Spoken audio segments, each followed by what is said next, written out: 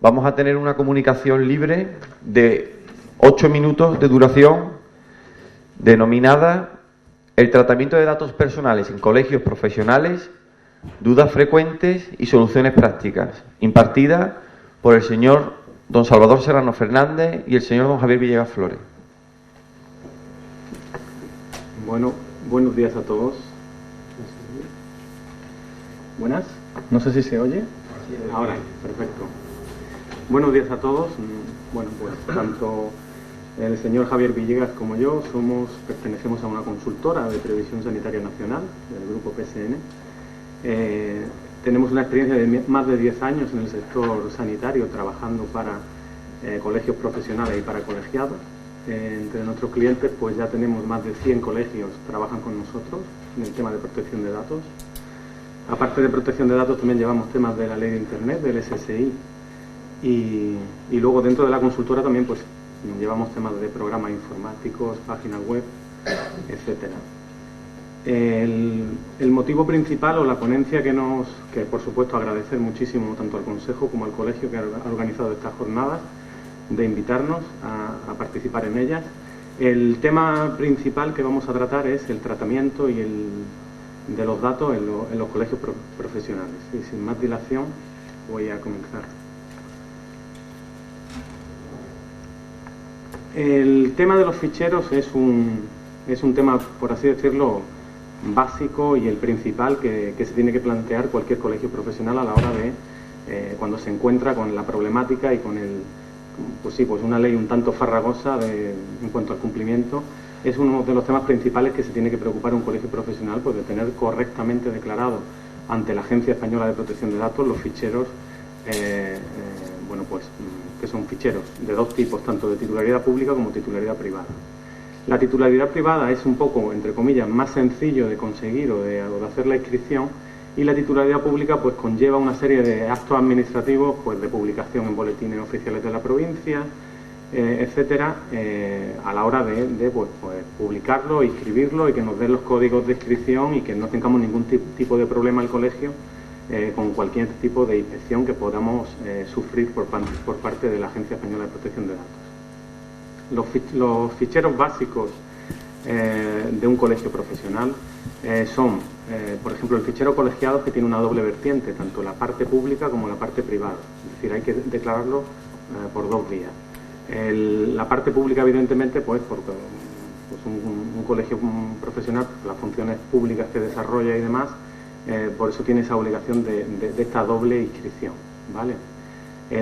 Los ficheros también tipos públicos pues son el servicio al ciudadano, el fichero de peritos, ¿vale?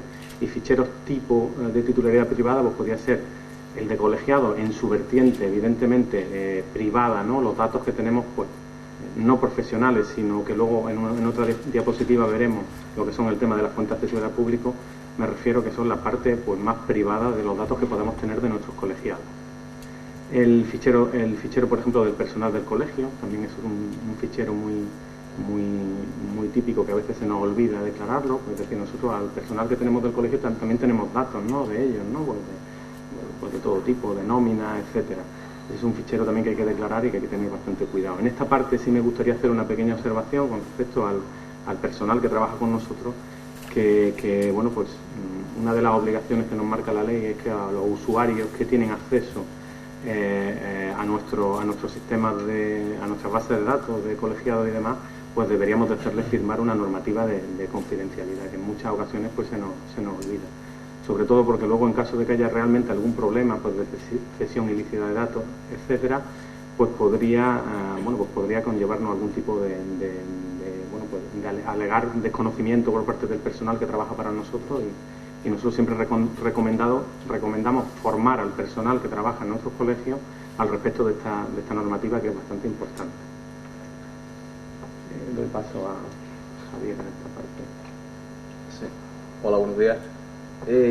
Aquí vamos un poquito más a casos concretos que nos han ido planteando los distintos colegios, las consultas un poco más recurrentes en cuanto a problemáticas en protección de datos.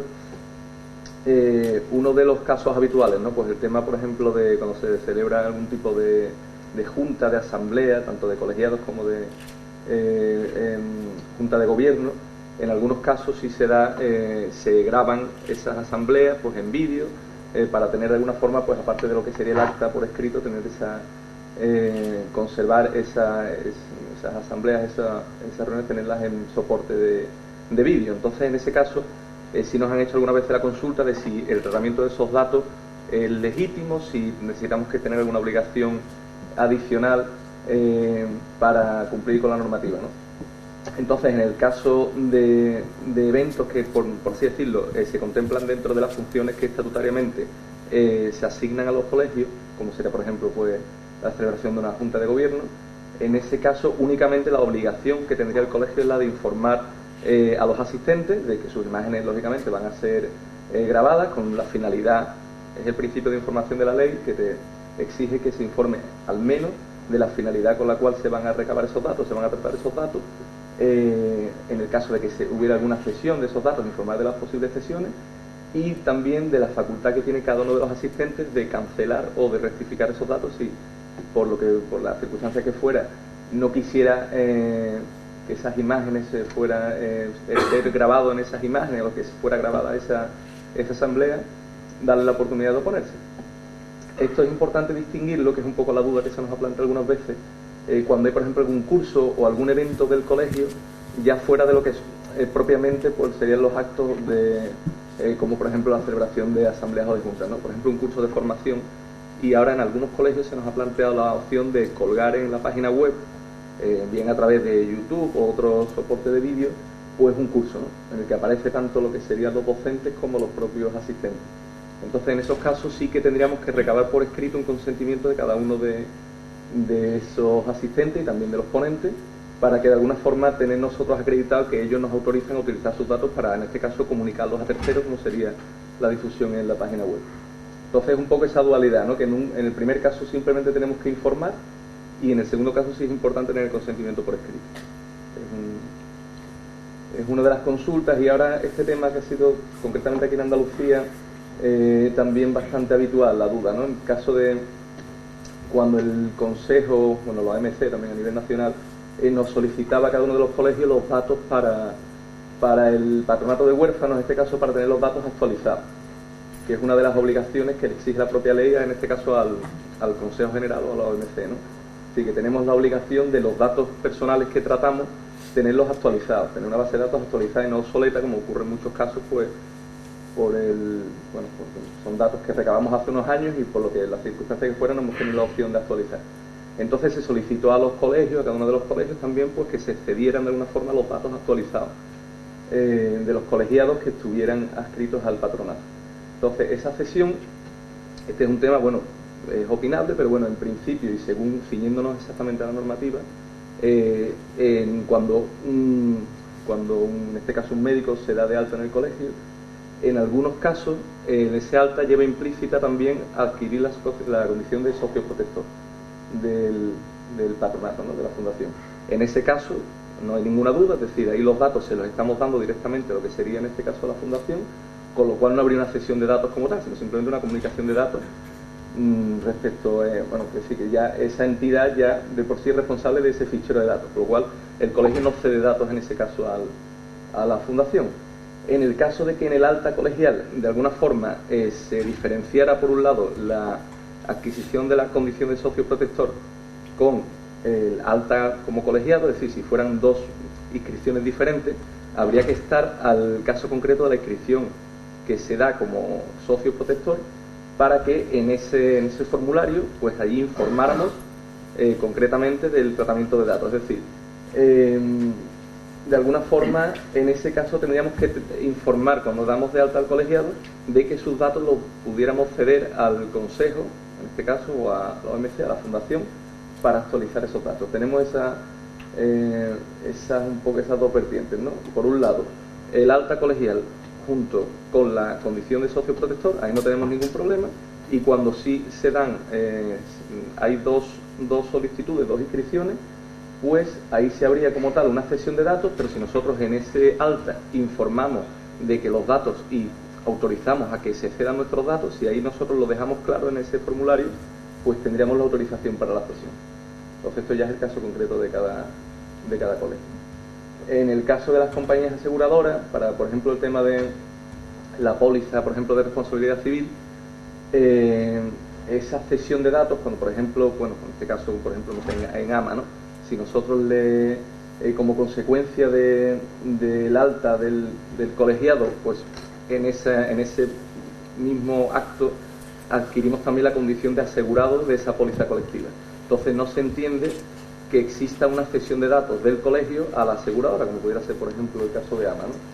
Sino que se entiende que dentro de la finalidad del alta del colegiado, pues ahí está dando esos datos tanto al colegio como a la aseguradora, ya que la aseguradora cumple una función directamente ligada con las funciones que cumple el colegio. Entonces no se entiende como cesión y por tanto no estaríamos obligados a una serie de obligaciones que cuando hay una cesión de datos. Es decir, que no es un tema problemático en cuanto a posibles sanciones por una cesión ilícita a un tercero sin el consentimiento del interesado. Además, justo en este tema hay un informe. Sí, terminando. Perfecto. Hay un informe de la Agencia Española de Protección de Datos que avala todo esto que estamos diciendo, o sea que también en ese sentido podéis estar tranquilos con lo que os estamos contando aquí. El tema de la fuente accesible, brevemente, que esta parte sí me parece importante, hubo una modificación normativa. Disculpa, Salvador, tenéis un minuto nada más. Sí, perfecto, en un minuto acabo. Hubo una diferenciación porque hablaban de la dirección, ¿no? Es decir, los datos que tenemos que publicar los colegios, ¿no? En nuestras páginas web, por el tema del cumplimiento, ¿no? El tema de mantener nuestros listados actualizados y informar al ciudadano de qué gente y qué no gente está colegiado. Hubo una matización justo en el tema del dato de la dirección, se matizó que era la dirección profesional. Dentro de dirección profesional está la dirección electrónica, el teléfono y bueno, pues en el caso de colegios profesionales el número de colegiados y demás. Es decir, esto con esta parte pues que es un poco también complicada, que se considera y que no se considera fuente accesible al público, yo creo que es un tema también bastante interesante y que tenemos que cumplir todos los colegios profesionales. Y con esto pues acabo. Muchísimas gracias y nada, acabamos. Gracias por todo. Gracias. A continuación empieza la primera mesa de la mañana, moderada por el doctor Aguado Núñez Cornejo. Presente y futuro de la sanidad, un nuevo reto para la medicina, el médico como líder del cambio del modelo sanitario. Ahora, ¿no? Antes que nada, buenos días y muchísimas gracias a los valientes que después de acostarnos ayer bastante tarde han tenido la cortesía de venir a asistir a esta mesa. El título de la mesa no puede ser más sugerente: presente, futuro de la sanidad, y después el médico como líder del cambio. Voy a presentaros, asociando a cada uno de los moderadores una parte de esta conferencia. El presente está encarnado, como podéis entender, por don Manuel García Ferrer. ¿Perdón? El futuro. Él todavía está estudiando, tiene un brillantísimo currículum hasta ahora y espero que lo confirme. Premio Nacional de Bachiller, europeo, matrículas en la carrera, y espero que llegue lejísimo con un futuro más esperanzador que tenemos ahora. Al presente, ni más ni menos que un buen amigo, José Manuel Bajo Arena, al cual me une un vínculo de amistad y de aficiones comunes, como son los toros. Tuvimos el gusto de invitarlo en Huelva a ver a José Tomás, que es uno de sus líderes. José Manuel nos va a hablar del futuro. Esperemos que sea más esperanzador, del presente. Espero, no, esto no es de anoche, espero que sea más halagüeño y más prometedor y más ilusionante para los jóvenes que los que tenemos ahora. Y Maripaz, que es de Huelva, que está vinculada a Huelva y que iba a asistir como directora general de profesionales, Maripaz Martín Gómez, ayer por la mañana nos dijo la imposibilidad de poder venir, y ha venido don Arturo Fernández Gutiérrez. Él es su director y él sí va a desarrollar la parte del médico como líder del cambio del modelo sanitario. Yo simplemente voy a hacer una brevísima introducción, vamos a darle 10 minutos a cada uno para que después podáis hacer las preguntas que creáis convenientes. En España hoy tenemos 39 facultades de medicina. Los que tenemos ya unos años y muchas canas, recordamos el número de facultades que había cuando nosotros estudiábamos. Esto se ha disparado hasta el punto de que hay 30 públicas y 9 privadas. Se están haciendo una oferta que ha tenido un leve descenso desde el 2012 al 2013, que ronda los 5.854 médicos en la pública en el 11, más 1.065 de privada, y en el 12 y 13 se mantiene el número de ofertas de la privada en 1.110 y desciende de 5.901 a 5.722 en las universidades públicas.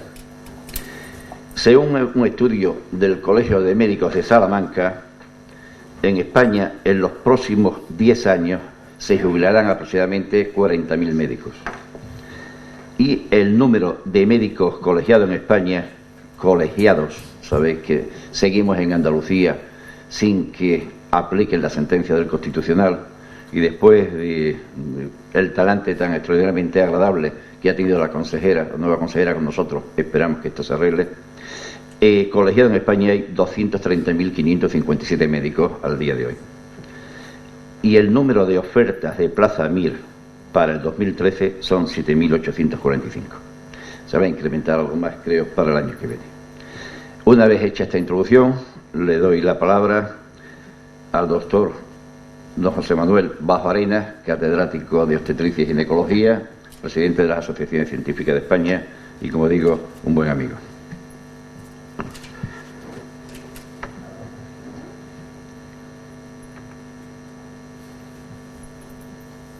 Muy buenos días a todos y en primer lugar agradecer la invitación para estar hoy aquí, a todos los organizadores. Es un placer desde luego y más con amigos con los que he compartido momentos extraordinariamente agradables.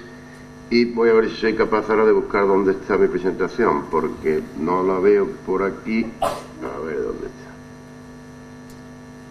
Entonces, no sé dónde me lo cargó. Aquí, ya sé, ya lo encontré. Estupendo. Entonces vamos a hablar de cómo están las cosas. Bueno, pues las cosas ahora mismo pues no están excesivamente bien, esta es la verdad. Por lo tanto, desde el foro de la profesión en el que estamos incluidos, tanto la FAME, la Federación de Asociaciones Científico-Médicas, como la OMC, la Conferencia de Estudiantes y la Conferencia de Decanos, pues hicimos un acuerdo una vez analizada la situación. ¿Y el acuerdo para qué era? Pues primero, había un fuerte déficit dentro del Sistema Nacional de Salud, eso era evidente, y estaban endeudados tanto en las transferencias a todas las comunidades como globalmente. Por lo tanto, había que hacerlo. A mí no me gusta mucho la palabra sostenible, pero era verdad que había que reformarlo. Segundo, había que garantizar de alguna forma una asistencia sanitaria pública, fijaos lo que decía en el acuerdo que hicimos, pública, gratuita, universal y de calidad. Y ahí es nada, porque en el manifiesto que firmamos dijimos que tiene que ser pública. Había que mejorar toda la relación y la política de recursos humanos, buscando una nueva ordenación jurídica y revisando la formación, que es una cuestión importante para la FAME, para la Federación de Asociaciones Científico-Médicas. Y definir las estrategias para la implantación de gestión clínica, que ahora explicaremos qué es lo que es, cómo lo vemos dentro de los servicios de salud. Entonces, bueno, el Sistema Nacional de Salud que tenemos, ¿es bueno o era malo? Hombre, pues hasta hace poco tiempo estábamos todos llenando la boca diciendo que era un gran sistema y uno de los grandes valores. Bueno, podemos decir ahora dentro de 4 años, en menos de 4 años, porque nos hemos sumergido en la crisis, que el sistema es malísimo y que hay que cambiarlo todo. El sistema era bueno, o entendemos que era bueno, dada su calidad, su vocación universal, su sustentación y pago en base a impuestos y a la solidaridad con los menos favorecidos. Pero lo que es cierto es que tenía un déficit y que necesitaba de refuerzo. Y entonces nosotros la reforma la sustentábamos en ocho razonamientos. Uno, pues evidentemente lo que hemos dicho, si había déficit había que buscar esa sostenibilidad. Lo segundo, mejorar la eficiencia de la gestión. Lo que no cabe duda es que nuestro sistema era un mastodonte que es muy difícil de mover y por lo tanto la burocracia había crecido un 20% y hay un montón de duplicidades y es muy poco ágil. Por lo tanto, todo esto había que recapacitar o hemos recapacitado sobre todo esto. Luego, hay que promover el ahorro y la economía de escala. Hay que introducir nuevas tecnologías que estén contrastadas, punto número 1. Y luego, rentabilizar lo invertido, hombre, porque aquí se ha hecho, y todos lo sabemos, y tenemos ejemplos a derecha e izquierda de grandes inversiones que luego duermen el sueño de los justos y que en manera alguna se han rentabilizado. Que no hay cohesión territorial, mire usted, esto cualquiera de ustedes suscribiría todo esto, es que esto son verdades como templo, mire usted, no hay una cohesión y entre una comunidad y otra hay una enorme diferencia en la cartera y en cómo se hacen las cosas. Hay que coordinar los servicios sanitarios y sociales y de alguna forma pues garantizar lo que estamos diciendo. Si hay falta de cohesión, pues lo que hay que garantizar es la equidad en todo el territorio sanitario. Entonces nosotros, ¿en qué nos implicamos los médicos y en qué creemos? Que no todos, porque hay muchos que no quieren esto, evidentemente, sino que lo que quieren es quedarse como están, burocratizados, y que no le muevan de lo que él tiene. Pero nosotros entendemos que es el momento de un cambio, y este cambio es la gestión clínica. ¿Y cómo lo entendemos? Pues como un modelo asistencial, integrador, colaborativo, multidisciplinario, porque somos muchos los que estamos imbricados, y que al final, ¿qué es lo que busca? Eficacia, que es conseguir el resultado que tenemos hasta ahora, o que hasta hace poco, pero con eficiencia, con mínimo coste y con la máxima calidad. Esto es muy fácil de escribir, pero ahora vamos a ponerlo. Entonces, ¿quién creemos nosotros que pues creemos que es el médico y creemos que esto se debe hacer responsabilizando a los médicos en la gestión de los recursos y organizando y coordinando todo lo que es la gestión clínica? Por lo tanto, aquí lo que se trata, y es donde vamos a decirle a los políticos, miren ustedes, tiene que haber una transferencia de la capacidad y toma de gestión a los profesionales para mejorar esta relación. Estas unidades de gestión clínica de algunas comunidades, no voy a poner nombre y menos por hallarme, en fin, si lo que vamos a hacer es yo le doy una gestión clínica, pero no le doy ningún poder, ni le doy ninguna capacidad económica, pues entonces sacamos el monopolio y nos ponemos al monopolio, que es lo mismo. Claro. Entonces estamos jugando a monopolio. Lo que estamos diciendo es, deme usted la verdad y deme usted la posibilidad de promocionar ahorro que reinvertiré. El ahorro no decimos que repartiré, sino que reinvertiré en lo que hayamos hecho mejor. Esto es lo que estamos diciendo. Bueno, entonces, pues hay que impulsar una forma que el proceso asistencial se organiza a atención integral del paciente con la implicación de los médicos en eso y con un renovado profesionalismo médico. Por lo tanto, esta vez, lo que estamos diciendo es que hay que cambiar, pero no como el siciliano príncipe de Lampedusa, quizá hay que cambiar para que todo siga igual. No, esta vez hay que cambiar con una implicación y para que todo mejore, porque si no, no hemos hecho nada. Y entonces, hay que mejorar la sincronía entre los profesionales. Sabemos que hay problemas con la primaria, que hay que dotarla de más capacidad resolutiva, menos burocracia y, ¿por qué no? ¿Por qué no? Aun teniéndolo en su sitio, ellos en su sitio y nosotros en el nuestro. Pero, hombre, lo que sí se puede son identificar labores que puede hacer la enfermería en orden a evitar duplicidad y monitorizada. Eso se puede hacer y no pasa nada. No pasa nada siempre y cuando nos pongamos de acuerdo.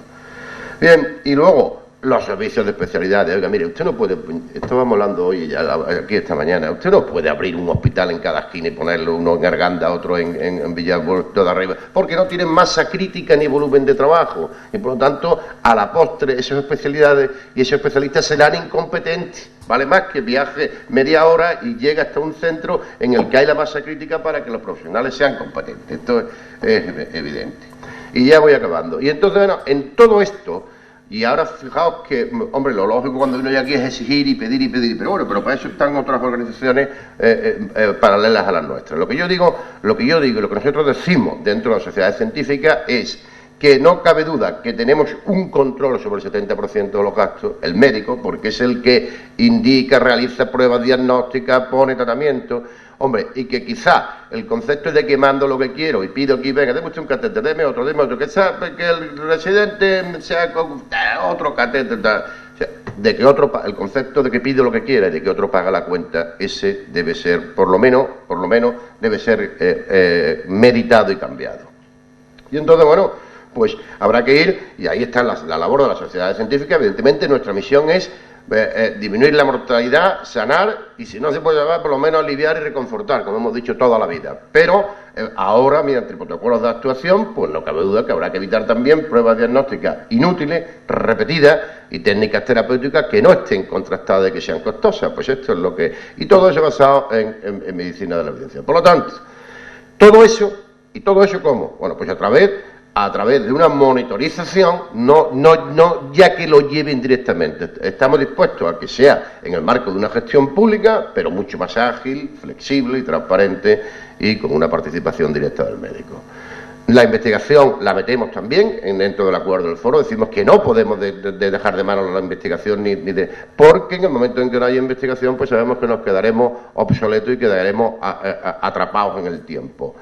Y hay que establecer unos indicadores de salud que nos permitan para todos, que también en eso son las sociedades científicas, pueden hacerlo, ver qué estamos haciendo en un lado y en otro con la colaboración. Tienen que colaborar las comunidades autónomas a través de una autoridad del Consejo Interterritorial, pero si eso lo tenemos ya más claro que el agua. Pero entonces, si llega allí y en el Consejo Interterritorial, voy acabando, dicen que no, que cada uno campea por su respeto, pues entonces no hemos hecho nada. Y entonces, respetando la protección de datos y la legislación sanitaria. Dos cosas más que hemos dicho y que creemos.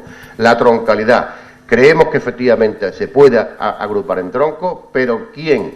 Pues es abordar de una forma multidisciplinar lo que ahora mismo hay en la ciencia. Y nosotros dijimos desde el principio que es muy fácil. Hay que hacerlo, pero sin meternos al lío. Identifíquense. Se dice que hay 2 años de tronco común, como todas las especialidades hemos trabajado. La nuestra, la de ginecología a la que pertenezco, 8 años hemos estado haciendo el mapa de competencias, diciendo qué es lo que tiene que aprender un R1, un R2, un R3, Pero usted, identifíquense cuáles son las que tienen 2 años de competencias comunes y esas son las que hay que trocalizar y no nos metamos en lío. Empecemos con esa, que es muy fácil, 2 años de competencias comunes y un programa de formación, eso es lo que hemos dicho. Y bueno, y luego hay que crear las áreas de capacitación específicas. Una vez que ya han acabado, pues en vez... Tanto la palabra superespecialización como subespecialización eran malas, pero dimos ya con ACE, área de capacitación específica, que es cuando se ha acabado una especialidad, pues un área dentro de esa especialidad. Y lo último ya, pues también, hombre, el desarrollo profesional estudiado tenemos las distintas sociedades científicas, lo tenemos ya, muchas de ellas tienen el propio, pero lo que no cabe duda es que una vez salido de las aulas, si el médico no vuelve a tocar un libro, en 5 años tiene todos los conocimientos perdidos, eso está más claro que el agua, porque se renuevan cada 5 años las técnicas, los tratamientos y tal. Por lo tanto, esto es una cuestión que cae directo, lo hemos dicho, sobre el desarrollo profesional, sobre las sociedades científicas. Y evidentemente en el momento de que hubiera una supuesta evaluación, como los hacen los Royal College en América y lo hacen en Inglaterra, pues pretendemos que vaya bien. Bueno, acabo. Entonces, todos estos pactos que hemos hecho y que habéis leído en los periódicos y lo que estamos, que es el presente. Esto ahora mismo está, el presente lo tenemos en un embrión, es decir, y el embrión puede que tenga una buena evolución y se desarrolle bien, o puede que tenga una mala evolución y al final acabemos en un aborto, que es una terminología ginecológica. Entonces, bueno, pues dependerá de nosotros. Ahora hay que ponerse, hay unas comisiones de desarrollo que tienen que seguir después del pacto y que nos tienen implicados directamente. O sea, la semana que viene tenemos otra y así. Y bueno, uno debe saber que al final es la satisfacción con uno mismo y que otros vendrán detrás, esto no cabe duda. Es decir, nosotros hemos trabajado hasta ahora con esto, lo desarrollaremos, pero otros vendrán detrás porque esto no acaba nunca, esto es un proceso continuo de adaptación de la asistencia médica. Por lo tanto, ahora que ya que nos hablan del futuro, y aunque esto no acaba nunca, la exposición mía sí. Así que muchas gracias por la atención.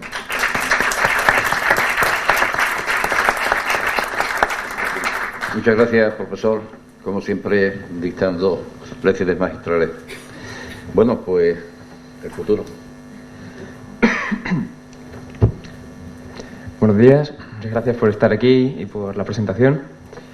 Bien, yo vengo a dar la visión desde un punto de vista más, bueno, llamadlo ingenuo si queréis, porque todavía no estoy metido en la profesión, sino que estamos en segundo.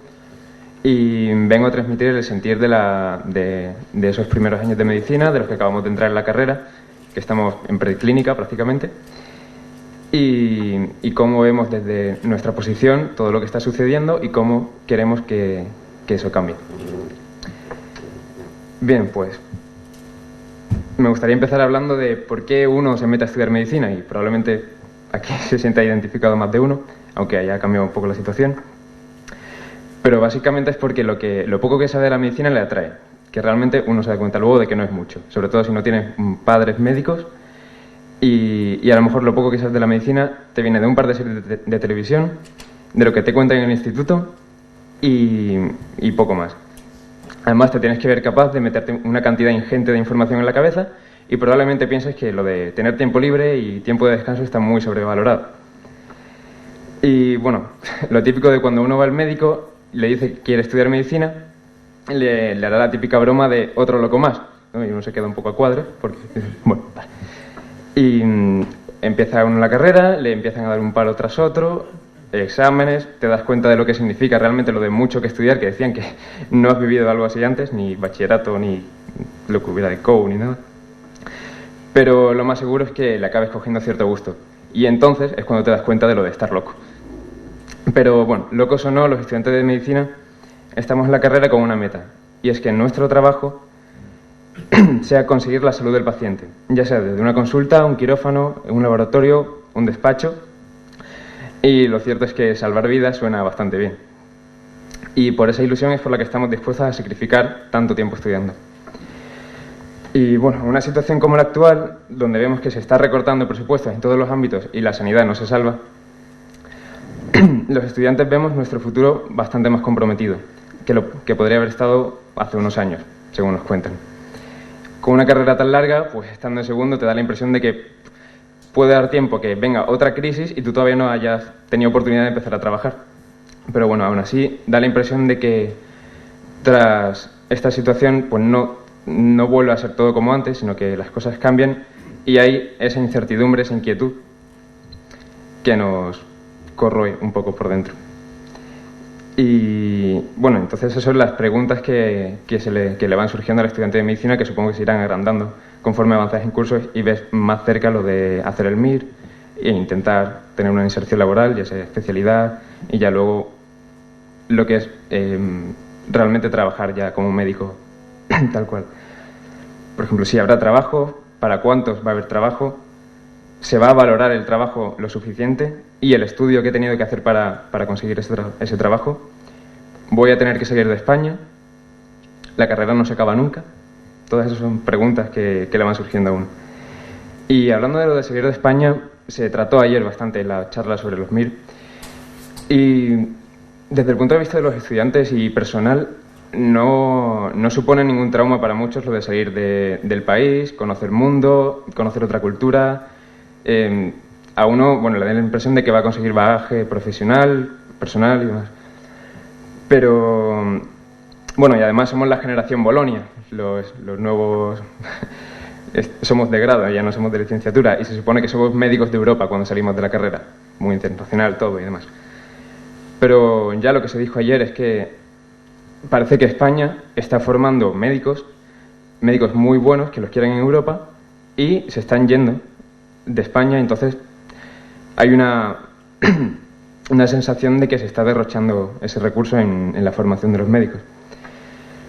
Conozco casi de primera mano a una pareja de médicos que trabajaban en urgencias en un hospital de aquí de Sevilla y les ofrecieron un puesto de trabajo a cada uno como médico de familia en Suecia, cobrando el triple de lo que ganaban aquí.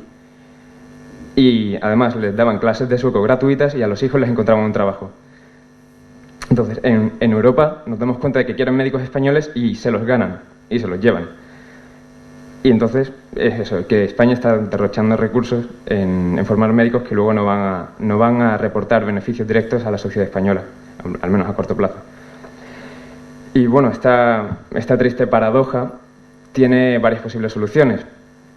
La que más nos gustaría a los estudiantes sería que cuando salgamos de la carrera haya condiciones laborales tan apetitosas aquí como las que podrían ofrecernos fuera. Pero bueno, eso estará en nuestra mano conseguirlo cuando salgamos de la carrera. Volviendo sacando el tema de valorar el trabajo del médico, siempre se habla de que el papel social del médico ha cambiado mucho. Y ha cambiado porque ya no es el todopoderoso médico del pueblo del que depende la salud de los vecinos, o al menos de los que se lo podían permitir, o uno de los pocos que hubiera en la ciudad, sino que ahora la sanidad se ha generalizado por la proliferación de las universidades, como bien ha explicado don Antonio. Y bueno, esto claramente ha supuesto un gran avance para los pacientes, porque tienen la sanidad mucho más accesible. Pero da la impresión de que el prestigio del médico se ha diluido con esa generalización. y se tiene la sensación de que la labor no está totalmente reconocida. Y sí lo está, por ejemplo, la de los señores que se dedican a meter balones en una portería. Ahí lo dejo. Si nos comparamos con el resto de Europa, vemos que en términos económicos nos situamos en mitad de la tabla en cuanto a salarios de médicos. Y es algo, bueno, a lo mejor de esperar, porque nunca nos hemos sentido a la cabeza de Europa, menos económicamente, vale. Pero hay una cosa que me ha llamado mucho la atención, que es que en Italia, que es ese país que tenemos al lado del que podemos decir que estos están igual o peor que nosotros ahora mismo, se pagan mucho mejor a los médicos, casi al nivel de Francia, Gran Bretaña, que supone un gran incremento respecto a España. Aunque bueno, no llega al nivel de Holanda, Bélgica y Dinamarca, que sí que tienen... Bueno. Pero la otra cara de la moneda de ahí de Italia es que su servicio sanitario nacional se financia en un 60% a partir de impuestos regionales, en un 30% a partir de impuestos al Estado, y el 10% restante lo ponen los pacientes a través de un copago que se les exige por acceder a servicios sanitarios como médico especialista, medicamentos, análisis de laboratorio. Prácticamente lo incluye todo. Sí. Entonces, aquí en España hemos construido algo de lo que nos debemos sentir muy, muy orgullosos. Y es un sistema nacional de salud donde el ciudadano que tenga un problema de salud acude y, en teoría, se le va a recibir todos los cuidados que necesite con una muy alta calidad, sin que ello le afecte económicamente. Esto es algo a lo que estamos muy acostumbrados, pero que en Estados Unidos está suponiendo un gran problema tratar de implementar. Pero claramente para que un sistema así de bonito, de que no te va a suponer ningún perjuicio el enfermar y que a tu familia no le va a suponer una gran crisis más allá de la crisis personal que de tener un familiar enfermo, hay que ser claramente responsable y eficiente con los recursos. Y eso es algo que desde el principio se habrá tenido en cuenta, pero nosotros los estudiantes de medicina estamos viendo cómo está ocurriendo ese déficit y que realmente es muy importante para la estabilidad del sistema que se tenga en cuenta la sostenibilidad. Entonces, viéndolo desde abajo, tenemos claro que cuando salgamos nosotros de la carrera vamos a ser responsables con el gasto y tenemos, creo que, una mentalidad diferente de cuando se creó el sistema, porque no había dado lugar a que hubiera ninguna crisis de este tipo. Y bueno, evidentemente queremos que siga siendo así, sanidad pública para todos, por lo que ya he dicho de lo bien que suena y lo bien que está realmente. De primera mano quería hablar de una demostración que viví personalmente el año pasado sobre cómo los estudiantes realmente tenemos una fuerza de presión para cambiar las cosas. Yo estoy estudiando en la Autónoma, soy del Puerto de Santa María, mi familia es de Huelva y vivo en Sevilla, estoy en Madrid.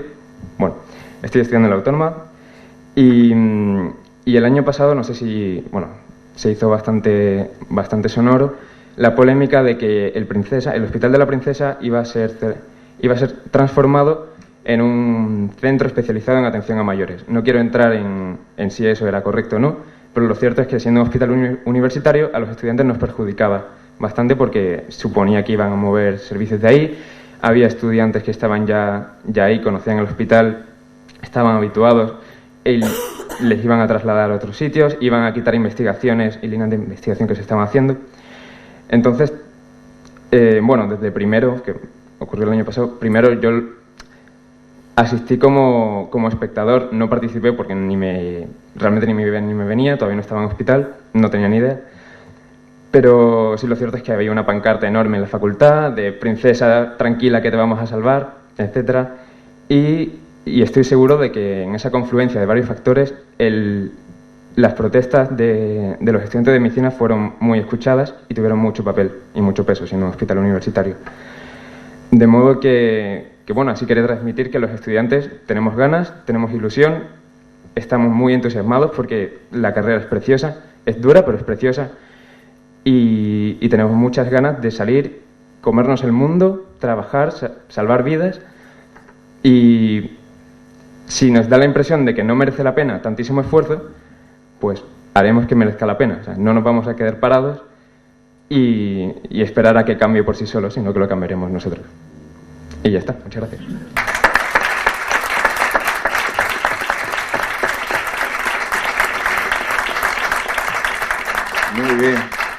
Muy bien, muy valiente. Te deseo que sigas estudiando con excelencia y seguro que las cosas van a cambiar.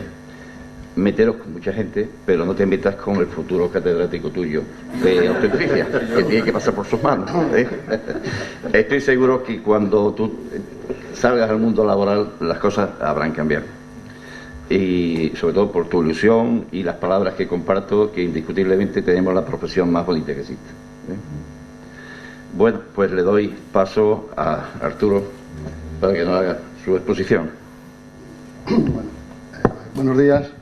Lo primero, disculpar el que no haya podido acompañarnos por motivos personales y de agenda la directora general, que tenía el compromiso con el moderador y interés en venir, ¿no? Y bueno, en su nombre pues agradecerle la invitación a que participara o a su participación en este acto, ¿no?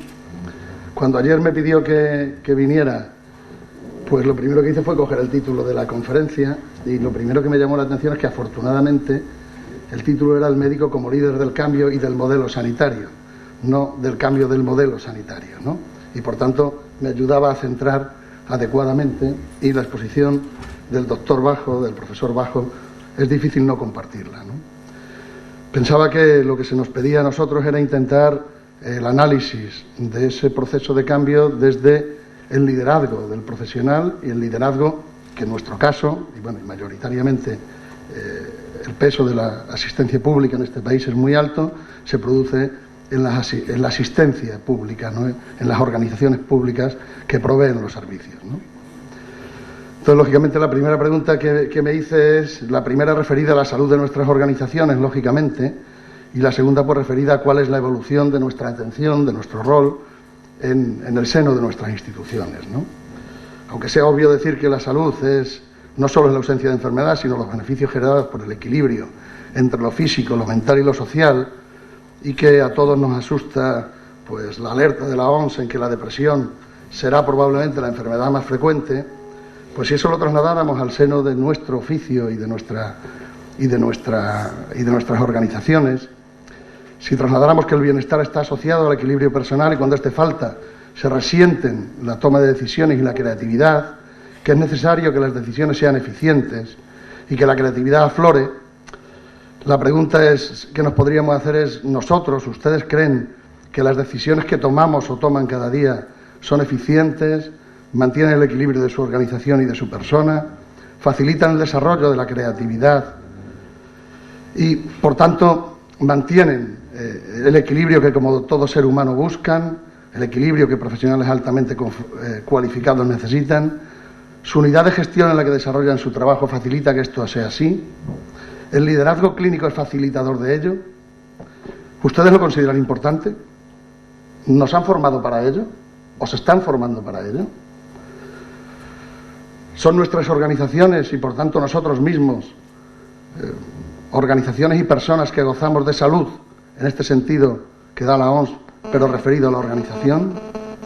Yo les anticipo, además de estas preguntas, el resumen de lo que me gustaría trasladarles como respuesta y que voy a intentar desarrollar me voy a ir a 15 minutos porque fue lo que hablamos anoche y disculpad, pero así lo he preparado después de hablar con el moderador, ¿no?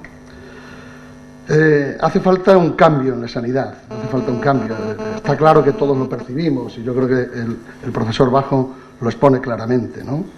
El cambio tiene que ir hacia una sanidad orientada a valores y el desempeño, pero el desempeño requiere médicos que adopten o incluso rechacen algunas formas de hacer del pasado. Aunque este cambio sea difícil, una nueva generación de líderes, que deberíamos de estar formando ya, lo tiene que conseguir. Yo, personalmente, cuando hacía esta reflexión, pues no encuentro otra alternativa, ¿no? Mantener el status quo no es una estrategia sostenible, ni siquiera en el corto plazo. En cuanto a la segunda cuestión que les planteaba en el entorno organizacional y donde desempeñamos nuestro trabajo, pues supongo que ninguno de los que estamos aquí podemos o dudamos de la necesidad de orientar los servicios hacia el autocuidado y la prevención y hacer un plan enfocado hacia el paciente crónico. El médico, en lo que nos hemos ido formando a lo largo, la mayor parte de este siglo, la gente que estamos hoy aquí o que desarrolla el trabajo en la edad más frecuente en nuestros centros, alrededor de los 50 años, ha desarrollado al máximo su capacidad de diagnosticar entidades nosológicas establecidas científicamente y comportarse como agente decisorio, terapéutico, para las enfermedades de los pacientes que requieren sus servicios. Pero la medicina, creo que todos estamos de acuerdo que ha cambiado. La mortalidad temprana, que aparecía ayer cuando nos hablaban de la sanidad en el tercer mundo, ha cambiado por la morbilidad crónica. La esperanza de vida se ha ampliado considerablemente. Aparecen nuevos problemas, trastornos crónicos de carácter multifactorial, no curables, que coexisten a la vez en el mismo paciente y plantean nuevos retos al médico actual, que está preparado fundamentalmente para hacer frente a condiciones agudas y semiagudas, curables, pero no tanto para actuar eficazmente en las condiciones crónicas incurables que acompañan a nuestros pacientes durante muchos años. Como consecuencia, en la formación que hemos recibido, el médico se ha preparado para prestar una asistencia fragmentada y discontinua, que hablaba antes el doctor Bajo, justo lo opuesto a lo que se requiere para el adecuado manejo de las condiciones crónicas. El paciente que hoy acude al médico y que acude con un proceso agudo como una apendicitis, se le trata de un problema técnico y precisa de un líder, que es el médico, que realiza el diagnóstico y que tiene la solución para su problema, y que de él solo requiere primero que se deje operar y luego pues que sufra adecuadamente la convalecencia. Pero una vez extirpado y si no hay complicaciones el apéndice, desaparece el problema y queda resuelto. Pero el paciente que va al médico, pues porque padece una diabetes, pues se enfrenta a un problema adaptativo y precisa de un líder, que en este caso el líder médico pues puede hacer el diagnóstico, pero no puede resolver el problema mediante una terapéutica concreta o una intervención quirúrgica, un fármaco. Para enfrentar y resolver el problema, el médico tiene el reto de motivarlo, que entiendo que hay importantes déficits hoy todavía en la formación de grado y posgrado, motivarlo en hacer cambios de hábito, de alimentación, de ejercicio, cambios que encima pues son difíciles y dolorosos para el paciente y que por tanto son complicados de aplicar, ¿no? En este entorno organizacional, probablemente, sin querer dramatizar la frase y por tanto entiéndala ustedes en un contexto relativo, la atención de salud tiene un cierto componente de caótico y fragmentado, y en gran parte porque se ha producido una explosión de conocimientos a una velocidad que no hemos sido capaces de, o que nos cuesta mucho trabajo poder asumir, la sobreinformación.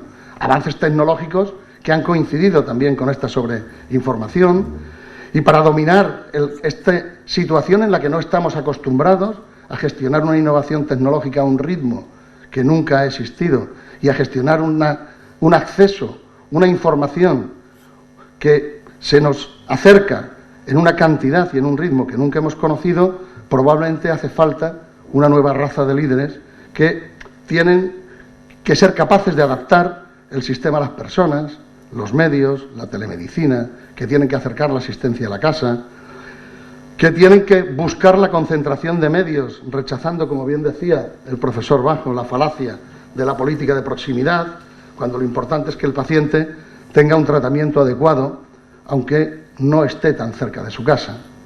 Hace poco más de 4 años, la Fundación Educación Médica, de la que algunos de los que estáis por aquí fuisteis coautores, publicó un estudio donde planteaban los 10 escenarios que una vez identificadas fortalezas y debilidades, eran necesarios para dar respuesta al reto que se deriva de hacia dónde tiene que avanzar el médico actual para convertirse en el médico del futuro, ¿no?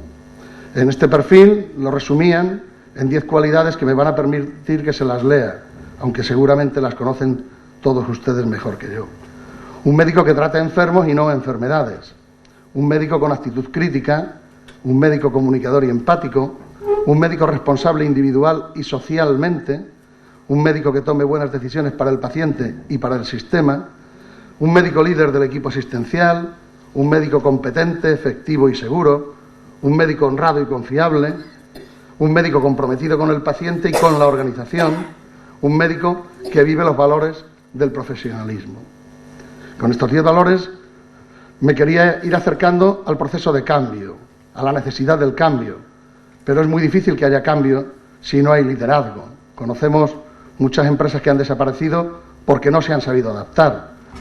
Es tan brutal la velocidad con que se producen los cambios en nuestra disciplina que lo introducimos en el ADN de nuestros profesionales, en el ADN de los que hoy estáis estudiando. La gestión del cambio os será muy difícil, por no decir imposible, la adaptación como profesional a las nuevas exigencias profesionales. La pregunta es, estamos y vamos a desarrollar habilidades de liderazgo? ¿Estamos preparando para ello a las nuevas generaciones? Un médico es un gestor en muchas dimensiones, del conocimiento, de personas, de equipos y de pacientes. Lo ha dicho antes el profesor Bajo. ¿Estamos preparando al médico para hacer eso? ¿O estamos preparándolo solo para hacer diagnósticos adecuados y tratamientos adecuados, que son imprescindibles, pero no son suficientes para liderar un proceso de cambio? El principal rol del médico, evidentemente, sería necio decir algo distinto de que es curar, pero además hay muchos otros roles. La actualización de conocimientos, estar a la vanguardia, pero además en este momento necesitamos que sean capaces de desarrollar y formar a los médicos que han de liderar estos procesos.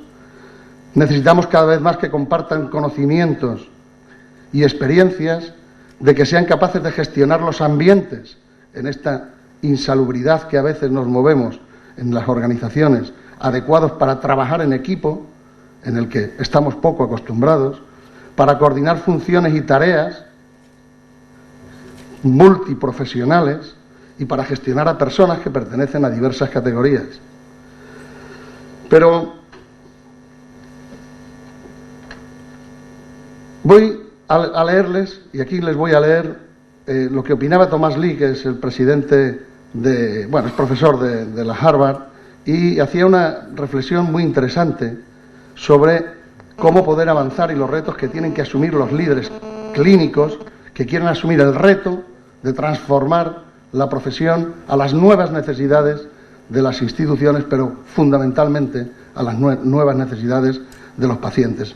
Hace un par de años publicó un artículo que se titulaba Transformar a los médicos en líderes, que afirmaba, y les voy a leer literalmente lo que decía, porque creo que es muy interesante, lo decía en primera persona, se refería a él, que la medicina atraviesa un cambio radical a medida que la vieja guardia es reemplazada por equipos impulsados por el desempeño.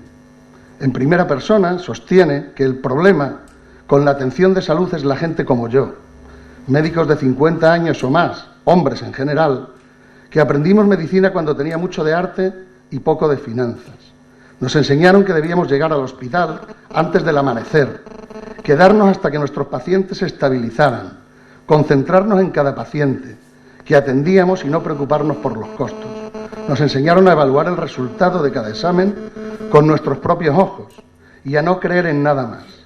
La única manera de asegurar la calidad era adoptar altos estándares personales para nosotros mismos y después alcanzarlos. Actualmente estamos a cargo de muchas instituciones, él la dirige o la dirigía, y prácticas de atención de salud. Y esto es un problema porque hoy la atención de salud necesita un enfoque fundamentalmente diferente y también una generación distinta de líderes. Continuaba diciendo que la mayoría de las discusiones recientes sobre la atención de salud se ha concentrado en el aumento de los costos, pero la verdad es que estos desafíos financieros son solo un síntoma. ¿Cuál es la verdadera enfermedad? Sorprendentemente, los sospechosos de siempre tienen un rol pequeño. La codicia y la incompetencia, sin duda existen, pero los economistas están de acuerdo en que ellas no pueden dar cuenta por sí solas de los 2 dígitos del aumento del costo anual en Estados Unidos. La buena noticia y la mala es que el principal factor en el incremento de los costos es el avance del médico, nuevos fármacos, nuevas herramientas, nuevos exámenes y las novedosas aplicaciones de todos ellos. Estas herramientas suelen ser maravillosas y complejas y su uso requiere cada vez más personal entrenado en áreas especializadas. Los pacientes con cuadros complicados terminan visitando a varios médicos esparcidos en varias instituciones. En su organización, en mi organización, decía él, hay un ejemplo conmovedor que involucra a la viuda de un hombre joven que murió de cáncer. En los últimos días de las 6 semanas que el joven pasó en la unidad de cuidados intensivos antes de morir, ella pidió que todos los médicos tuvieran una reunión con la familia. Dijo que en realidad la familia no necesitaba una reunión, pero los médicos sí. Ella quería asegurarse de que los diversos médicos realmente pudieran hablar entre sí, porque era muy frecuente que recibiera mensajes inconsistentes y contradictorios de los facultativos. Por cierto, que la confusión descrita para ella no solo angustia a las familias, también implica redundancia en la atención y errores que aumentan los costes y amenazan la calidad. Les he leído esta cita tan larga, pero a mí me resultó muy interesante cuando leí el artículo, porque la reflexión de una persona de las cualidades profesionales de este doctor, hecha en tono autocrítico sobre su práctica, sobre su centro y sobre las experiencias vitales de sus amigos, a mí me han aportado muchos elementos de reflexión. Me han aportado porque necesitamos nuevos líderes, es la única conclusión de esa lectura, ¿no? Que adopten nuevas formas de hacer más efectivas. Los nuevos líderes de la atención de salud deben de organizar a los médicos en equipos, deben de medir su desempeño, no según cuánto hacen, sino según cómo les va a sus pacientes, aplicar con destreza los incentivos financieros y conductales, mejorar los procesos, como decía el doctor Bajo, y desmantelar las culturas disfuncionales. Para ello, evidentemente, lo primero sería articular una visión eficaz que intente ayudar a las personas a aceptar los cambios inevitables y a poner en contexto la información y los hechos. Muchos reaccionamos negativamente cuando se nos dan informes y se publican datos que pensamos que pueden ser utilizados incluso en contra de nuestras prácticas. Muchos nos sentimos o se pueden sentir maltratados o poco respetados si no se respeta ese papel que, aunque sea necesario el cambio, ha supuesto uno de los mayores avances de la práctica médica y de los resultados en salud a lo largo de la historia, y que sea necesario cambiarlo no puede ser desde la falta de respeto a lo que ha ocurrido, ¿no? Los profesionales que pueden tener un perfil clásico, nadie puede dudar de que son excelentes personas que trabajan con dedicación y que tienen el coraje de seguir sus convicciones, aun cuando se señalen los riesgos del cambio. Pero tienen que ser conscientes de que es necesario que podamos cambiar esa visión. Es muy trascendente que transmitamos el valor del trabajo en equipo y que tenemos que trabajar de una forma distinta en el futuro, ¿no? Es necesario que organicemos la prestación de servicio alrededor de las necesidades del paciente, el segundo elemento de transformación que necesitamos, que existan líderes capaces de realizarlo. Organizar la salud en torno a las necesidades del paciente es una idea muchísimo más radical de lo que parece, que no debemos de confundir con la manida expresión de que el paciente es el centro del sistema, que nada tiene que ver, aunque en cierta medida sí, con lo que querría transmitirles de intentar ordenar la atención de salud en torno a las necesidades. Porque esto requiere un rediseño de los servicios que rompa con los esquemas tradicionales. Es verdad que hay intentos en nuestra sociedad. Muchos grandes centros están intentando reordenar sus servicios, intentando agrupar cardiólogos, cirujanos cardíacos, vasculares, y la ubicación de estos profesionales probablemente no será un factor inocuo, será importante. En el mundo tradicional, la medicina se ha organizado en torno al médico, en torno a lo que él hace y no a lo que el paciente necesita. Los hospitales suelen tener separadas sus unidades, como decía antes, de cardiología, de anestesia, de radiodiagnóstico en ella los médicos y otro personal clínico contribuyen a la atención de los pacientes. Pero cada unidad tiene un líder médico y personal sanitario. Es decir, no existe un trabajo en equipo con un liderazgo único o compartido, ¿no? Es posible que los médicos trabajen muy bien juntos en el cuidado de los pacientes individuales, pero el incremento en los costes y las disfunciones inherentes a estructuras fragmentadas no permiten que podamos seguir trabajando de forma separada. Las unidades cuentan con personal bien intencionado, pero todos tienen un territorio que defender y si alguien siente que se amenaza su territorio, inician rápidamente un conflicto destructivo. Y tendremos que gestionar que eso no sea así. Tendrá que haber líderes y tendremos que formar líderes que sean capaces de construir ese nuevo territorio. Tendremos que dar, lógicamente, razones de peso. Bueno, termino ya. Simplemente tendremos que desarrollar métodos de medición y tendremos que desarrollar métodos de medición que sean uniformes y fiables, que hablemos de lo mismo, que cuando estamos hablando de botellas hablamos de botellas, cuando estamos hablando de naranjas hablamos de naranjas, pero todos sabemos que son naranjas, ¿no? Estos datos tienen que detallar costes y resultados y lo tienen que hacer por tipos de pacientes y por tipos de cuidados, porque tenemos que ser capaces de tener líderes que entiendan que el desempeño sí importa y que medir el desempeño es una tarea a la que hay que dedicarse con dedicación y con mucho esfuerzo, entendiendo todas las precauciones que a todos se nos pueden ocurrir de lo difícil que es la medición de resultados en medicina, pero que probablemente seríamos capaces de establecer elementos de medición que permitirían mejorar nuestras prácticas. Tenemos que ser capaces de medir el valor, porque el valor no es una palabra, el valor es un conjunto de elementos. Pero para mejorar el desempeño hay que trabajar en equipo, que es el último elemento que es imprescindible que vayamos formando en grado y en posgrado a los que tienen que liderar estos procesos de cambio y a las gentes que hoy están en edad de poder liderarlo en las instituciones en las que cada uno podamos trabajar. Porque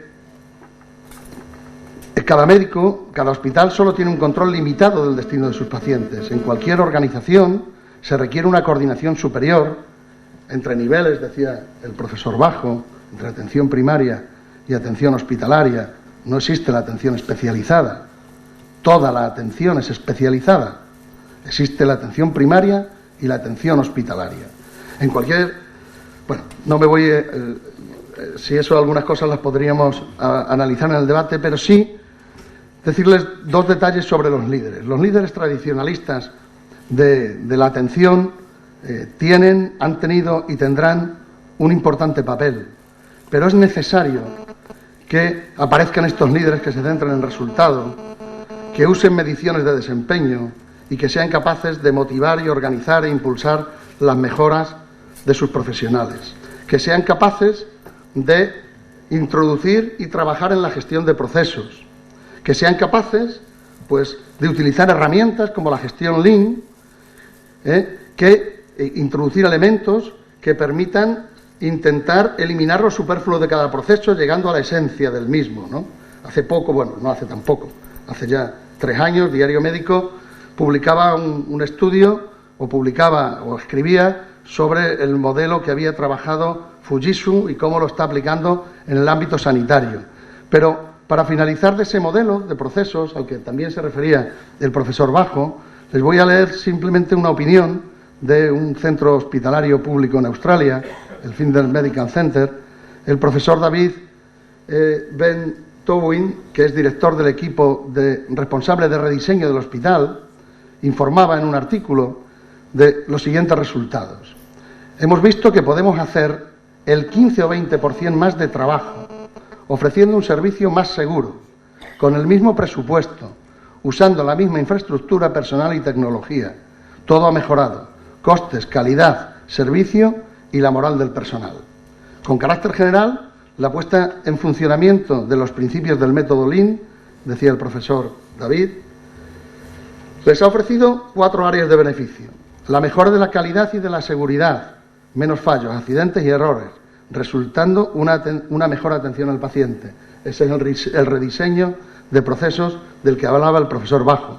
Una mejora en el servicio: el trabajo se hace mejor que antes. Una mejora en el rendimiento: la misma gente, usando el mismo equipo, es capaz de ver que puede conseguir mucho más. Un impulso de aceleración, un entorno de trabajo estable, con procedimientos claros y estandarizables, crea la base de la mejora constante. Pero una sola persona no puede llevar a cabo este despliegue efectivo, y mucho menos llevar a cabo el cambio cultural.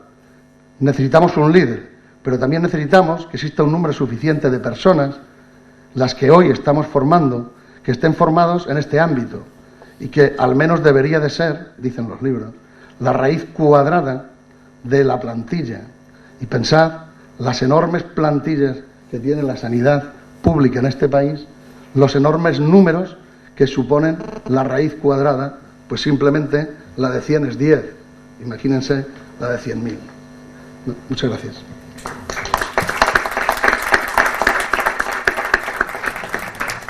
Muchas gracias. Y tenemos ahora el desayuno. Va a ver si podemos 5 minutillos, 10 minutos. ¿Alguna pregunta que queráis hacer a la mesa? Por favor. Referente a los cambios, hay un auténtico cambio que no se está teniendo muy en cuenta y que se ve en la práctica diaria, y es la disponibilidad para el paciente de tener a mano, incluso en la propia consulta, el Internet, el Wikipedia, el Medline, que se meten, al parecer, según las estadísticas que van saliendo, del orden del 70% de los pacientes. Y si no lo hacen los pacientes, lo hacen los familiares. Y dentro de los familiares hay incluso sus abogados que aconsejan lo que debe hacer el paciente o no debe hacer. Entonces el médico se ve en una situación que cuando pasan unos días sabe más el paciente del proceso del diagnóstico que ha hecho que el propio médico. O el médico se pone a la altura de informática tanto como pueda ponerse el paciente, o se queda en un nivel inferior.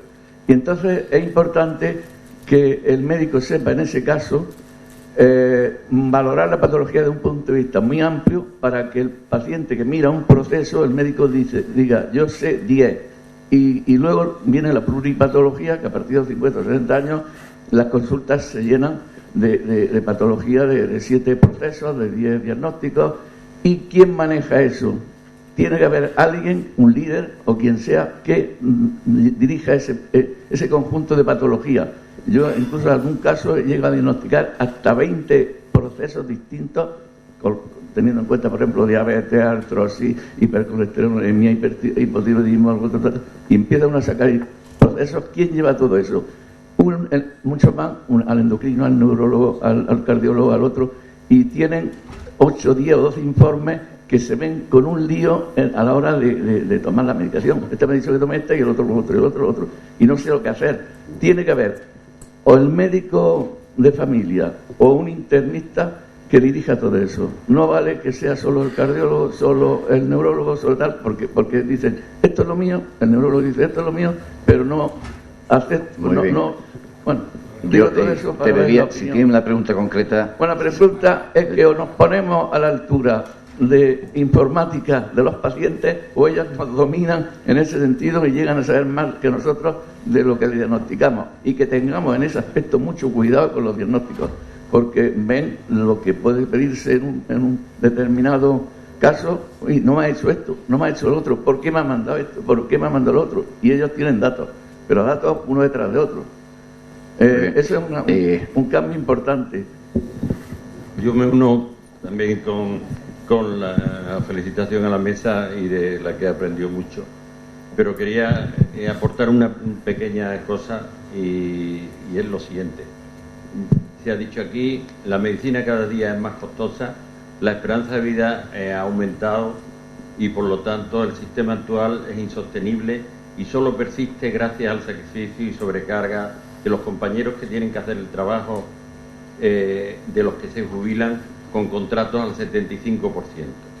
Esto no ocurre en el resto de Europa, donde la medicina se sostiene con el copago de los pacientes por la asistencia médica.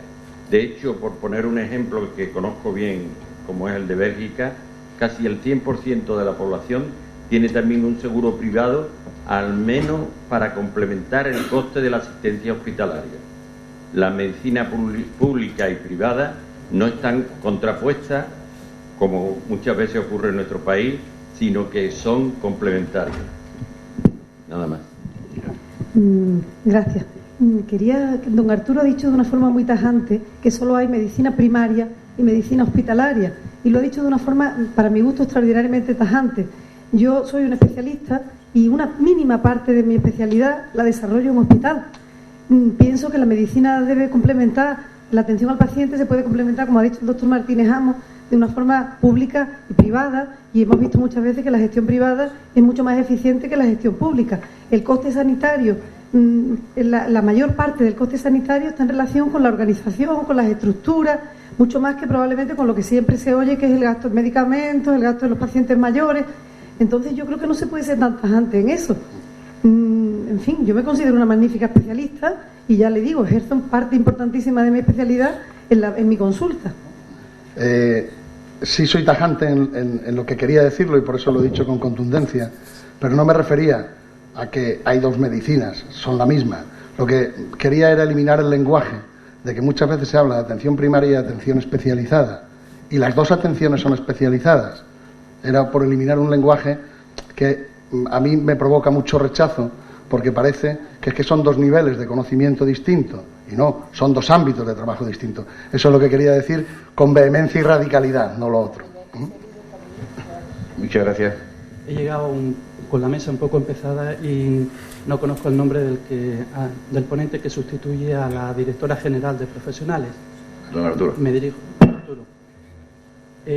Soy Gabriel López Ordoño, soy especialista, cirujano especialista de Almería, y quería hacerle una pregunta directa. Se nos exige a los médicos, en esta situación del sistema, en concreto en Andalucía, un liderazgo, un cambio, un trabajar en equipo, todo eso. Pero me pregunto, en una situación en la que los profesionales estamos siendo tan maltratados por el sistema, por la administración, ¿se nos exige además todo ese esfuerzo de cambio? Por tanto, yo no estaba diciendo lo que le exijo a nadie, sino lo que le estaba simplemente diciendo es un conjunto de reflexiones en un contexto social. Yo creo que todos los que estamos aquí somos conscientes de las dificultades, que podríamos tirarnos 2 horas hablando, de las dificultades que tiene la sociedad en la que vivimos, la sociedad en la que trabajamos, o, en el caso concreto, cada uno en su puesto de trabajo, porque créame que todo el mundo en una situación de tanta restricción económica en la que vivimos, pues tenemos dificultades y todos los días pues nos vamos con esa falta de salud que les intentaba describir antes.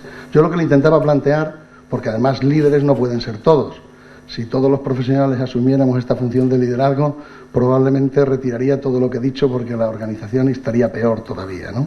Lo que estaba diciendo es cuáles son las características del liderazgo, cada uno en su ámbito, y las habilidades que tenemos que desarrollar fundamentalmente en las profesionales más jóvenes, unos para que tendrán que tomar el liderazgo de la institución en primera persona y otros para que tendrán que tomar el liderazgo de sus pacientes, ¿no? Antes había una intervención sobre, bueno, que sirve como ejemplo, aunque pueda ser una anécdota, pero es real, es que la sociedad cambia muchísimo. Mi abuela Carmen, permítame, es una mujer que nació en el siglo pasado, ¿no? Bueno, ya casi antepasado, ¿no? Y que por tanto pues era un poco machista, lógicamente, ¿no? Porque se había criado, decía siempre que las personas buscan fuera de casa lo que no encuentran en casa. Pues aquí ocurre lo mismo. Las tecnologías, que no es que tengamos que desarrollar habilidades, es que los pacientes buscan fuera y a lo mejor resulta que tenemos que desarrollar nuevas habilidades para que seamos nosotros, como siempre hemos orientado a los pacientes, los que les orientemos cuando lo buscan en nuevas herramientas. es que nos está cambiando, que era una de las ideas que yo quería trasladarles, a tal velocidad la tecnología y el conocimiento, está transformándose la sociedad de tal manera que el liderazgo tiene que ejercerse de otra manera. Y por eso les hablaba de equipos, de conjunción, de líderes. Eso era lo que pretendía describirlo.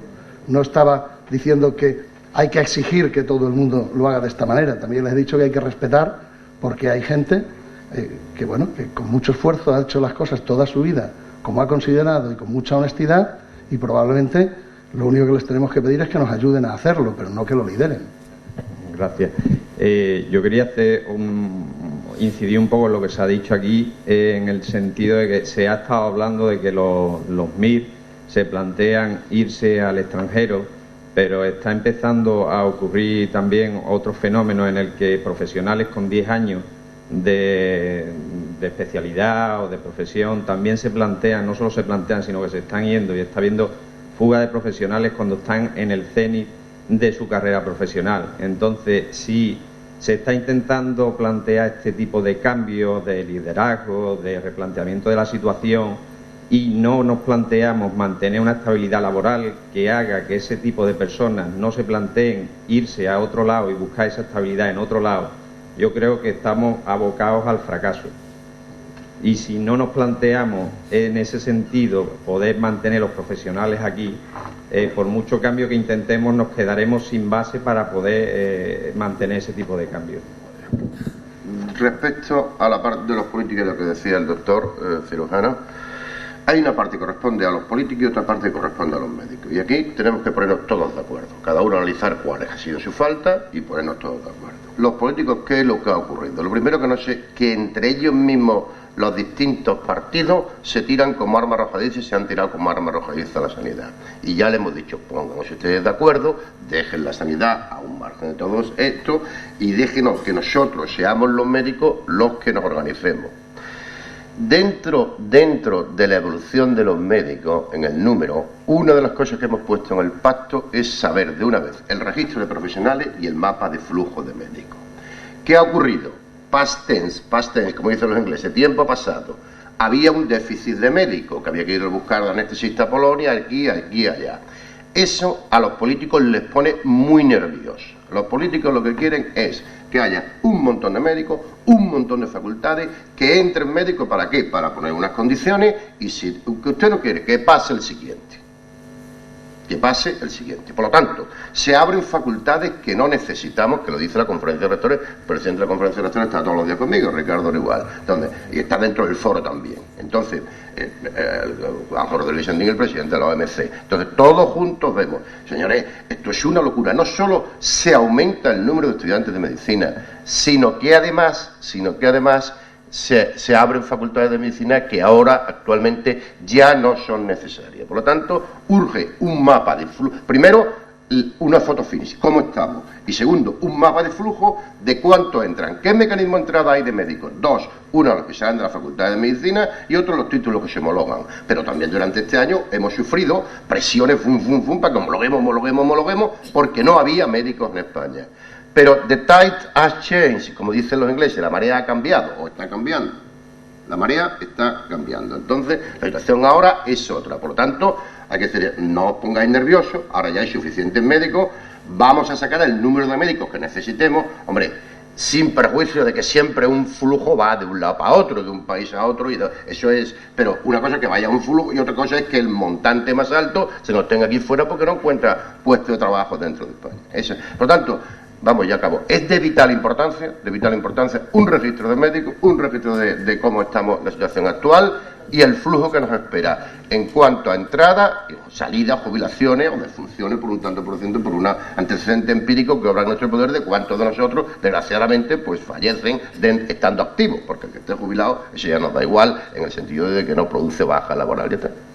Y una vez que los tengamos, pues vemos ya, este es el contingente que necesitamos para la asistencia a la población que hay en España y por lo tanto ya no formemos, hombre, un poquito de margen, pero no se formen el exceso de médicos que es donde va, porque el siguiente punto es, no solo hay que formar la facultad de medicina, que luego tienen que entrar dentro del programa de formación de médico interno residente y por tanto habrá que acoplarlo, porque si no, dentro de poco ya no habrá médicos, no serán todos especialistas, habrá médicos que no son especialistas.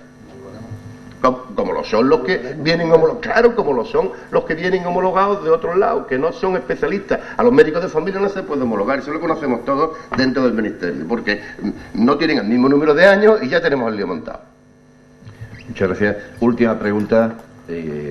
Es agradabilísimo y magnífico el debate, pero el tiempo se nos echa encima. Sí, buenos días. Preguntarle al representante de la Administración, a don Arturo, si con este escenario que están viviendo los profesionales en Andalucía no se plantean abrir la mano a una medida que solo está presente en nuestra comunidad junto a otras dos, como es el complemento de dedicación exclusiva, cuando además se ha identificado no solo al perfil del médico joven que se marcha, sino a ese otro perfil con años de ejercicio, donde la política de recorte además le está mermando su salario habitual. Muchas gracias. Quiero entender que cuando se refiere a abrir la mano, se refiere a no exigir la dedicación exclusiva, ¿no?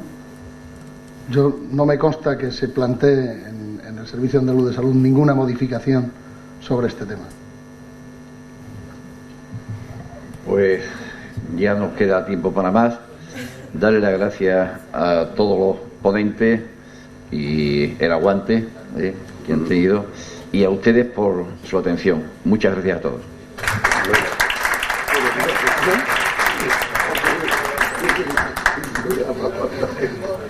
A continuación vamos a tener la comunicación libre de 8 minutos, la formación técnico humanista del médico, el papel de los colegios de médicos, por el doctor don Manuel Álvarez Romero. Bueno, que me den la salida, y así ya. Muy bien, pues muy buenos días. Quiero felicitar a los organizadores de estas terceras jornadas y agradecer al Consejo Andaluz y muy en concreto pues a su secretaría pues la dinámica en que se viene manteniendo en estos días. Pedro Laín Entralgo escribió en 1971: partamos de un modesto experimento mental. Imaginemos lo que social e históricamente van a ser entre los años 1990 y 2000 los muchachos que ahora empiezan a formarse en medicina. Y proseguía: serán solo especialistas más o menos capaces de la técnica que personalmente se hayan consagrado, simples miembros de la sociedad que en aras de la tecnificación y la eficacia hayan echado por la borda como lastre envejecido e inútil ese tradicional ingrediente de la cultura a la que en Occidente solemos darle el nombre de formación humanística. Pero yo sí sé lo que deseo que suceda, y acerca de ello me decido a escribir. Tal vez mis palabras logren hacer vivo en algunas almas uno de los problemas más importantes que tiene planteado nuestro mundo. Precisemos la diferencia entre formación técnica y humanística, decía Laín. Formación técnica es la que capacita para hacer bien aquello sobre lo que versa, en este caso curar al enfermo. Aristóteles nos enseñó que exige saber con verdad y precisión tres cosas: qué es lo que se hace, qué son las cosas con las que se hace y por qué se hace aquello que se pretende. Por el contrario, formación humanística es la que otorga al que recibe alguna perfección en tanto que hombre. Por tanto, atañe no meramente a lo que uno como técnico hace, sino mucho más ambiciosamente a lo que uno como hombre es. Más importante, ambas facetas de nuestra formación como profesionales en el cuidado de la salud se complementan y favorecen mutuamente cuando en el médico anida una mente y un corazón bien cultivados. Y eso es tarea en buena parte de los colegios. En estas terceras jornadas queda bien claro el tono humanista de nuestra profesión. Temas como el médico enfermo, los más necesitados, los jóvenes, la ayuda de los más pobres del mundo, la defensa del buen oficio, la ocupación en el buen hacer, temas que se han venido tocando en estas más de 24 horas que llevamos en el tema. El uso más habitual del término humanismo es el relativo a la corriente de pensamiento humanista surgida tras la Edad Media. Se ligaba en el Renacimiento al retorno a la cultura antigua. Pero hay muchos humanismos que pretenden alcanzar un objetivo común, todos ellos, que el hombre, mediante caminos diversos, se enriquezca en su ser. Es decir, que pase del mero y fáctico ser hombre, que le viene dado por naturaleza, al ideal de plenificarse en su ser, no limitándose al mero ser que posee nativamente. Cada hombre es único, cada hombre es irrepetible, médico y paciente. Muy plásticamente lo expresaba Juan Pablo II con una acertada frase de que Dios solo sabe contar hasta uno. Es bonito. Pues la apertura de su esencia le permitiera poder elegir su ideal de ser. Es lo que hacemos todos, de una manera más o menos consciente. Seré tal o cual hombre. Y en este sentido, decía Ortega y Gasset una frase: el hombre no tiene naturaleza sino historia. Es aquello que va cultivando día a día y que va corrigiendo, sumando progresivamente.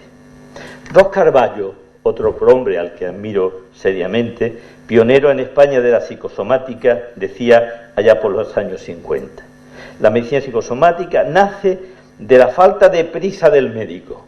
Qué bonito. Y aspira a ver al hombre como una totalidad y como inmerso en una red de conexiones psicosociales. Por eso, precisamente por eso, el desglosar el paradigma psicosomático con sus 5 facetas, lo bio, psico, socio, eco, espiritual, resaltamos la libertad del paciente y la libertad del médico. Esa libre elección de confiar o no en el sanador y el sanador en el paciente, de adhesión o no al cumplimiento terapéutico, de guardar o no los consejos que se le dan. Es todo eso lo que apunta a la trascendencia del quehacer profesional de la medicina y les afecta, al ser aplicada tanto al médico como al paciente. Qué importante considero yo la responsabilidad del médico para cuidar el buen uso de la libertad del paciente. Solo así, partiendo desde el humanismo, alcanzamos a comprender que en concreto nuestra libertad no resulta neutra. El ejercicio de nuestra libertad es saludable o patógena según nuestra conducta. Y en este marco nos preguntamos: ¿colegios médicos en el siglo XXI? En los albores de este siglo hemos vivido graves momentos de riesgo para la salud y para la supervivencia de los colegios. Basta meterse en los órganos de expresión de los colegios provinciales y de la OMC para ver las agresiones y las debilidades a las que han llegado los colegios. Sin embargo, queremos resaltar la necesidad de estos órganos, que no radica tanto en la defensa de los intereses del profesional al estilo sindical, sino en ser garantes del correcto ejercicio de la profesión a nivel individual y colectivo. Los colegios han de ser como radares, sensores, detectores del clima ético, técnico y humanista que se da en el ejercicio de la medicina, y han de contar con los instrumentos y normativas necesarios para realizar las correcciones precisas. Precisamente por eso pensamos con Laín Entralgo que los colegios médicos constituyen el más adecuado cauce para que el humanismo cale en sus colegiados con estas dos categorías entitativas: humanismo en profundidad y humanismo por extensión. Manuel, disculpe. Un minuto. Humanismo en profundidad para llegar hondo, humanismo por extensión para alcanzar el campo adecuado. Por eso, desde las fundaciones, desde las direcciones generales, desde la formación continuada de los colegios, habría que hacer algo por ahí. Y rematamos hablando de que hemos de ser realistas y prácticos. Tendríamos que hablar de un humanismo médico para andar por casa. Y ahí cito unas frases que, si esto lo publicamos, saldrán con más extensión. Y es que comentaba aquí, en este colegio, el doctor Luis Pastor, de aquí de Sevilla: humanismo en medicina, concepto obsoleto o tecnología punta. ¿Dónde lo metemos? A mí me sorprendió mucho aquello. Y también me llamó la atención lo que decía el doctor Messi, peruano, presidente de la Asociación Mundial de Psiquiatría. Decía: he visto en un ambulatorio médico un título que dice: personas que atendemos personas, conciencia de ser personal y que tenemos por delante a otra persona. Y decía esta misma persona que el diagnóstico, el tratamiento, habría de ser de la persona, por la persona, con la persona y para la persona. Qué importante es esto. Y mi último párrafo. Encontramos en nuestra civilización marcados signos de ansiedad, infelicidad y depresión. Y precisamente porque el progreso no cesa de crecer vertiginosamente, hemos de preguntarnos en esta precisa hora qué sucede, qué pasa aquí, qué nos lleva a sentirnos así. Buena parte de la respuesta está en que el objeto de la medicina no es la enfermedad en sí misma, sino el hombre que la padece. Si sacamos consecuencias, estoy seguro de que somos muchos los que estamos en ello, lo cual constituye sin duda un claro signo de esperanza. Y por supuesto, desde los colegios. Muchas gracias.